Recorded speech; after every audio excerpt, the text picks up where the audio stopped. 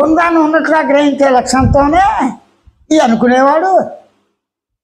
లేనిగా ఉంటే వచ్చిపోతుంది మధ్యలో, అది మాయా లక్ష్యం అన్నాడు, అబద్ధం అన్నాడు. అన్నీ తానే కానేది.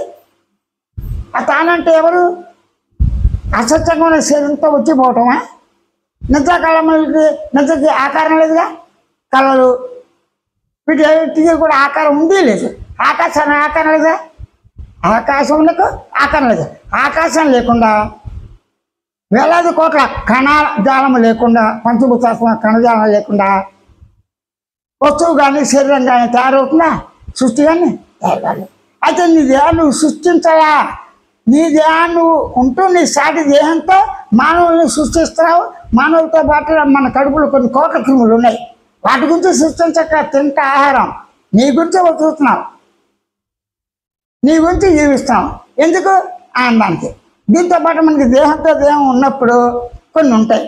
కీర్తి ప్రతిష్టలు, పడుగు ప్రతిష్టలు, వంశము, మూలాలు ఇవన్నీ ఉంటాయి. వీటి మూలాలు ఎప్పుడు చేస్తాం? స్వప్నం ఎప్పటి నుంచి తయారైంది? స్వప్న నాలు ఎలా పుట్టిన మూలాలు వెతుకుతావా? అనుభవంలో ఉన్నదాన్ని వెతకరాదు. అనుభవంలో ఉన్నదాన్ని ఏ ప్రయత్నం చేస్తే కొత్తగా రాదు. ఎన్ని ప్రయత్నాలు చేసినప్పటికీ కూడా నేను ఉన్నాను వెనుక స్వత సిద్ధంగా ఉంది, చిత్త స్వత సిద్ధంగా ఉంది, ఆనంద స్వత సిద్ధంగా ఉంది, మౌనం స్వత సిద్ధంగా ఉంది, అనుభవం స్వత సిద్ధంగా ఉంది, పరిపూర్ణ స్వత సిద్ధంగా ఉంది. అదే స్వేచ్ఛ అని గుర్తించడానికి ఊరకుండు. అంటే సామాన్యుడు కూడా భక్తి కావచ్చు, కర్మ కావచ్చు, యోగం కావచ్చు, హేతువాదం కావచ్చు, విజ్ఞానవాదం కావచ్చు, కనీసం ఏం కావాలి? బ్రతకటానికి తగిన ఆహారము, పానీయాలు, తగిన బట్ట రక్షణార్థం, తగిన గూడు ఉండాలి. ఇది మనం సృష్టించుకున్నామా? దేహాన్ని లేదు. కానీ ఈ దేహం గురించి రక్షణకి తగిన బట్ట అవన్నీ ఉండాలి.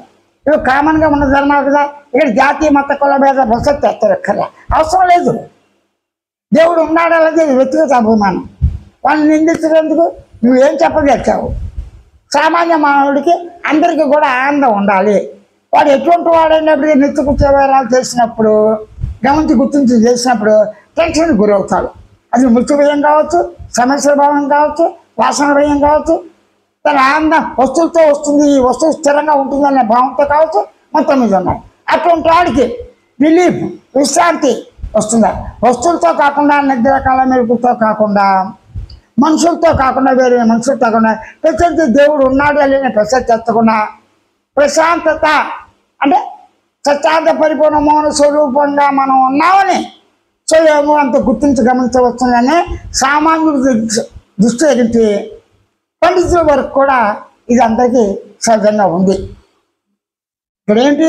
ఎరుగుతో గుర్తించి గమనించిందా అని ఎరుగుతోనే గుర్తించి గమనించే లక్ష్యంతో ఎరుగుతో గమనించి గుర్తించి ఊరకు ఉండండి.